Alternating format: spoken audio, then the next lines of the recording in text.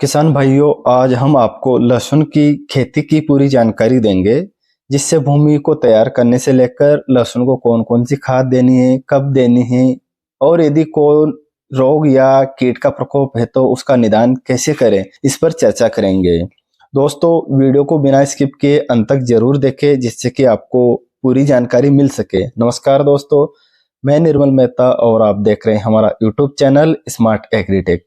Video के शुरू होने से पहले चैनल को सब्सक्राइब जरूर कर ले और बेल आइकन को ऑल पर प्रेस करें, जिससे कि हमारे लेटेस्ट वीडियो के नोटिफिकेशन आप तक पहुंच सके। लहसुन एक ऐसी फसल है जिसके लिए नरम भुरभुरी मिट्टी की और अच्छी खाद तथा उर्वरक वाली भूमि की बहुत जरूरी है। बात करते हैं भूमि उपचारित कैसे करें। इसके लिए खेत में 5 से 6 ट्रॉली सड़ी गोबर की खाद प्रति हेक्टेयर के हिसाब से डालें। लहसुन की अच्छी पैदावार के लिए ऑर्गेनिक खाद बहुत अच्छी होती हैं, पर यदि आपके पास इसकी व्यवस्था नहीं है तो फिर रासायनिक खाद डालनी चाहिए। रासायनिक खाद डालते समय आपको कौन कौन सी खाद डालनी है, तो दोस्तों इसके लिए आपको अपने खेत में 2 कट्टे यूरिया, 9 कट्टे एसएसपी, 1.5 से 2 कट्टे potash, 15 KG zinc sulphate, 10 KG boron जो 14.5% में आता है को प्रति हेक्टेयर के हिसाब से डालना चाहिए। अगर ले पाए तो 25 केजी के हिसाब से फेरस सल्फेट भी लेना चाहिए। जो किसान भाई एसएसपी नहीं डालकर डीएपी ही डालना चाहते हैं, उन्हें 1 कट्टा यूरिया, 3 कट्टा डीएपी, 1.5 से 2 कट्टे potash, 15 KG zinc sulphate, 10 KG boron के साथ में 55 केजी सल्फर 90% वाला पर हेक्टेयर के हिसाब से डालना चाहिए।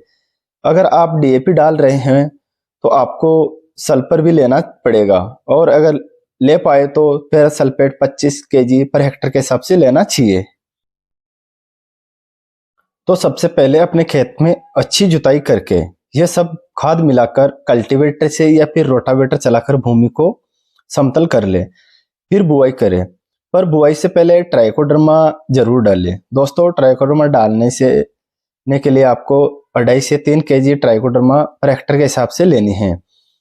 उसे 50 केजी सड़ी गोबर की खाद में मिलाकर बोरी से ढककर 7 से 8 दिन के लिए छोड़ देना चाहिए। इस गोबर की खाद में नमी बनाकर रखनी चाहिए। 7 से 8 दिन बाद यह ट्राइकोडर्मा गोबर की इस खाद में मिलकर पूरा ट्राइकोडर्मा जैसा ही हो जाएगा।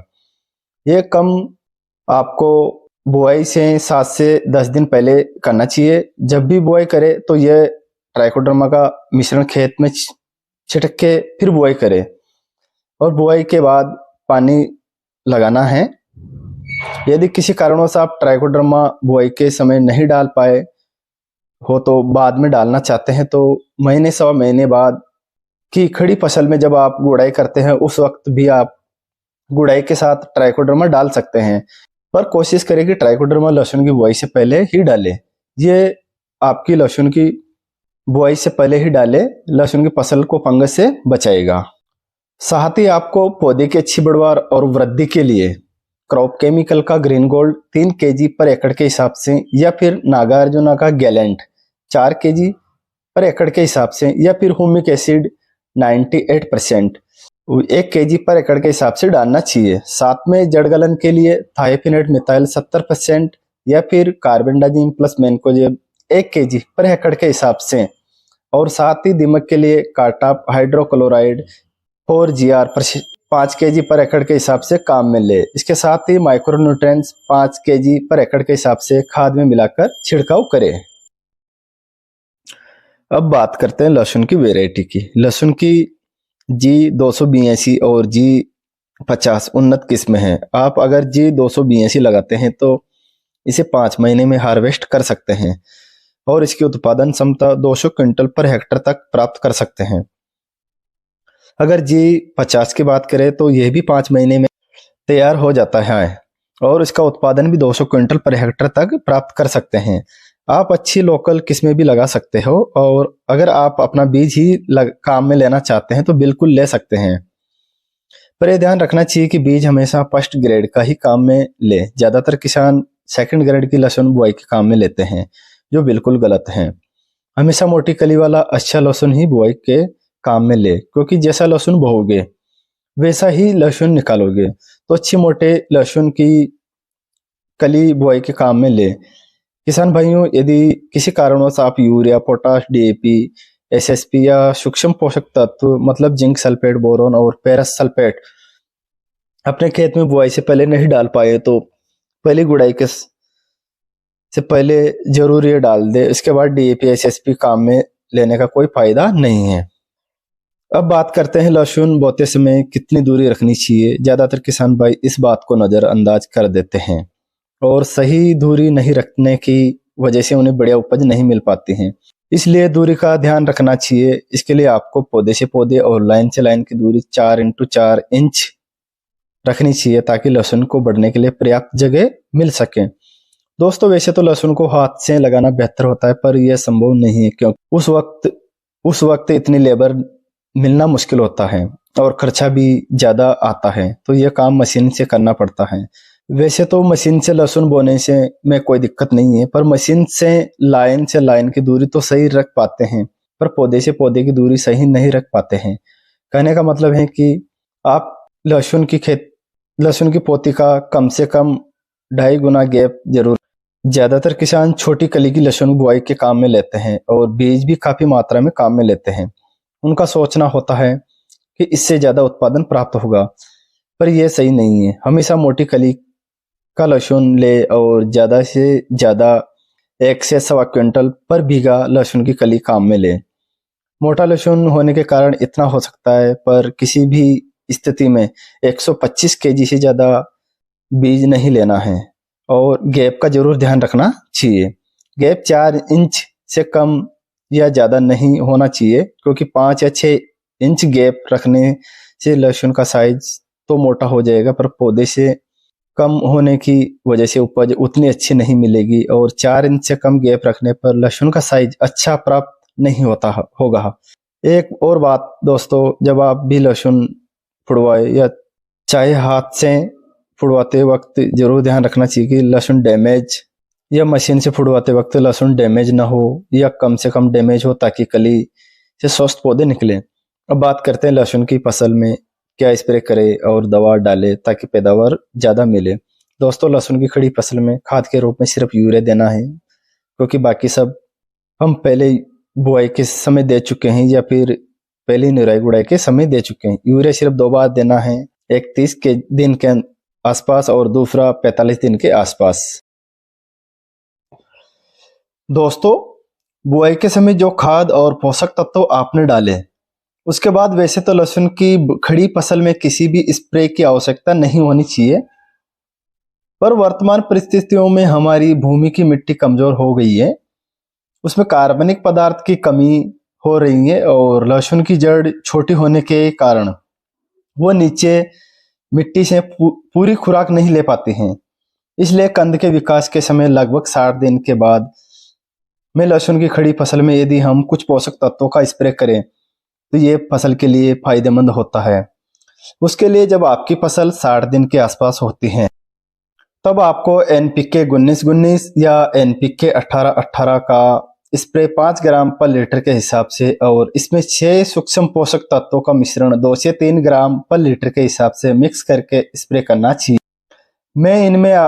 मैं आपको एनपीके 18-18 की सलाह दूंगा, क्योंकि इसमें 6% के आसपास सल्फर भी होता है जो पौधे के विकास के लिए जरूरी है। और जब आपकी फसल 75 से 90 दिन की होती है, तब आपको एनपीके 052-34 को 5 ग्राम पर लीटर में और 6 सूक्ष्म पोषक तत्वों का मिश्रण 2 से 3 ग्राम पर लीटर के हिसाब से मिक्स करके स्प्रे करना चाहिए। और जब आपकी फसल करीब 90 से 105 दिन के होते, तब आपको एनपीके 0050 को 5 ग्राम पर लीटर के हिसाब से और 6 सूक्ष्म पोषक तत्वों का मिश्रण 2 से 3 ग्राम पर लीटर और बोरोन 20% को 102 ग्राम पर लीटर के हिसाब से मिक्स करके स्प्रे करना चाहिए।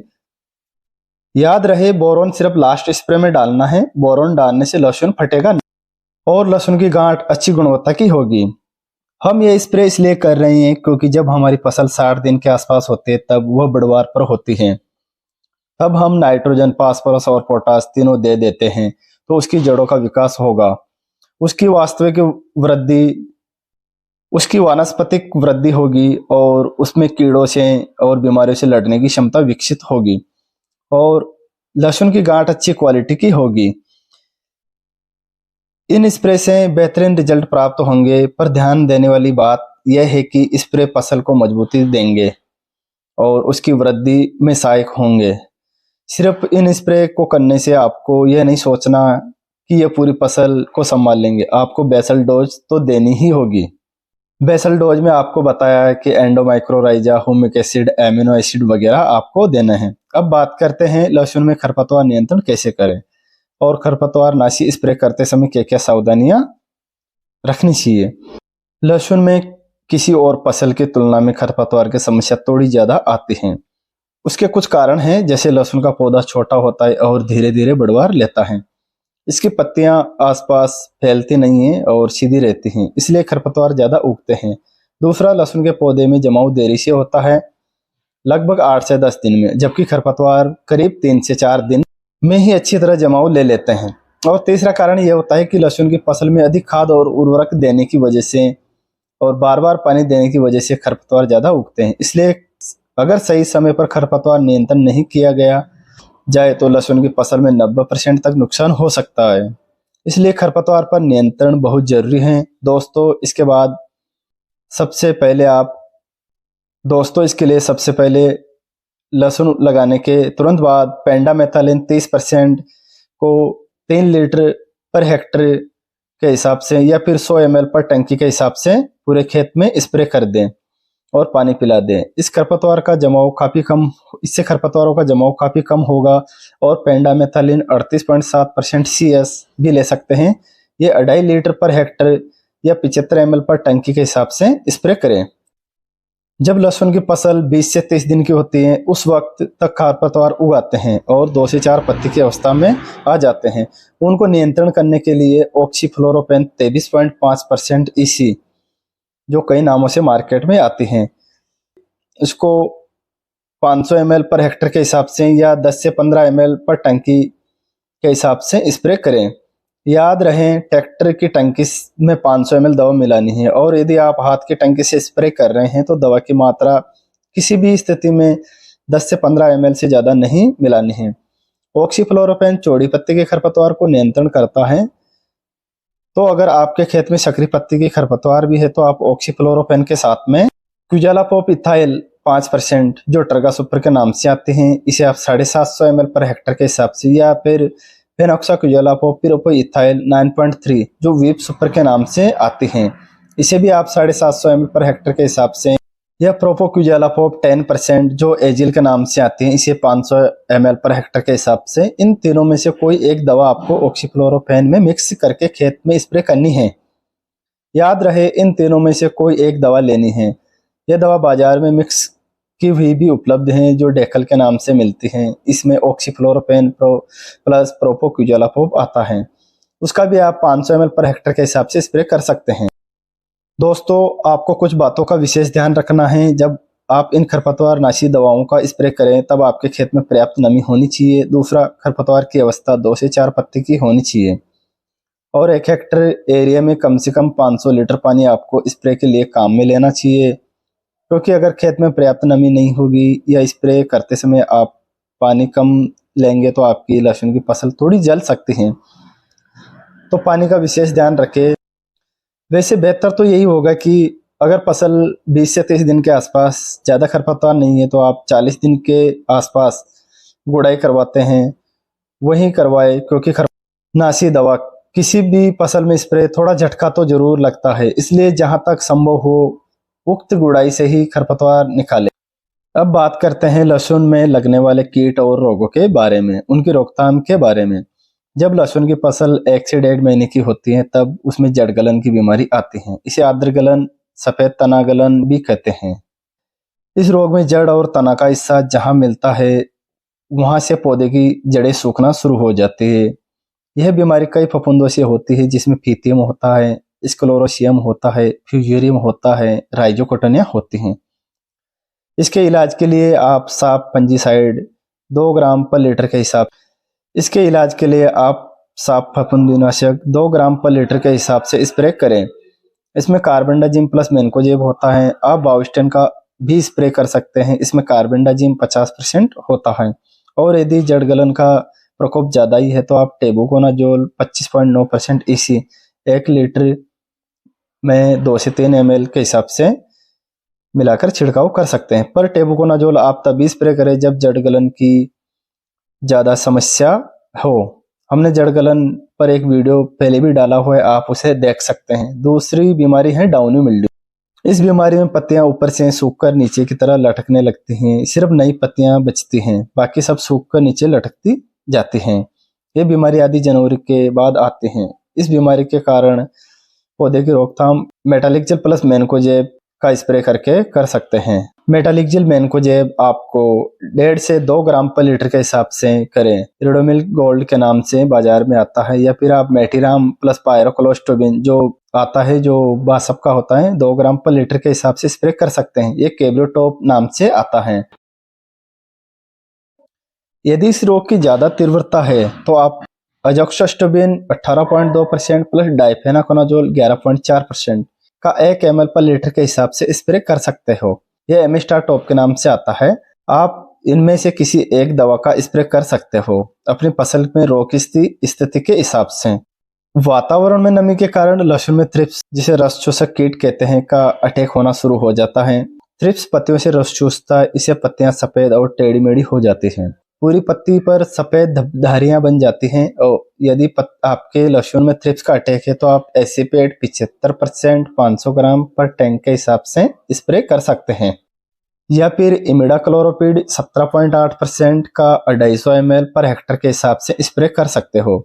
यह 15 दिन के अंतराल पर दोबारा करना चाहिए, लेकिन कई बार थ्रिप्स बहुत ज्यादा अटैक हो जाता है तो आप फिरफोनिल 80% पर लीटर के हिसाब से स्प्रे कर सकते हो। इसका स्प्रे तभी करना चाहिए जब थ्रिप्स का अटैक बहुत ज्यादा या अधिक मात्रा में हो। कभी कभी लहसुन में माइट की समस्या भी आ जाती है। इसमें पत्तियां अच्छी तरह नहीं निकल पाती हैं, आपस में गुथी हुई सी होती हैं। इसके लिए आप प्रोपरजाइट, जो ओमाइट के नाम से आता है, उसका 1 से 2 ml पर लीटर के हिसाब से छिड़काव करें। पर यह आप तभी करें जब माइट की ज्यादा समस्या हो। अगर माइट की ज्यादा समस्या नहीं है तो यह थ्रिप्स की दवा से भी कंट्रोल हो जाता है। दोस्तों, कुछ बातें हैं जो आपको विशेष ध्यान रखनी चाहिए। वो ये है कि लहसुन में खाद और उर्वरक संतुलित मात्रा में देनी चाहिए, क्योंकि कीड़े और बीमारियों का आक्रमण तभी ज्यादा होता है जब आप खाद को और माइक्रोन्यूट्रिएंट संतुलित मात्रा में नहीं देते हैं। बहुत ज्यादा मात्रा में यूरिया और नाइट्रोजन देने के कारण भी यह समस्या आती है। दोस्तों, 60 दिन के बाद यूरिया डालने से फसल मुलायम पड़ जाती है और कीड़ों की समस्या आती है, इसलिए 60 दिन के बाद यूरिया बिल्कुल ना डालें। अब बात करते हैं कटाई की। लहसुन की बुआई के 135 से 150 दिन के बाद, या जब 50% पत्ते पीले हो जाएं या सूख जाएं, तब कटाई की जाती है। कटाई से 10 से 15 दिन पहले सिंचाई बंद कर देनी चाहिए। पौधे को उखाड़कर गुच्छों में बांटे और 2 से 3 दिन के लिए खेत में सूखने के लिए छोड़ दें। पूरी तरह सूखने पर बाद में तना काटकर अलग कर दें। गांठों को साफ कर ले और गांठों को उनके आकार के अनुसार छांट लें। अगर इन बातों का आप ध्यान रखते हुए अपनी फसल की अच्छी देखभाल करेंगे तो आपकी लहसुन की फसल में काफी अच्छा उत्पादन ले सकते हैं। अगर जानकारी अच्छी लगी हो तो वीडियो को लाइक और चैनल को सब्सक्राइब जरूर करें। जय हिंद, जय भारत।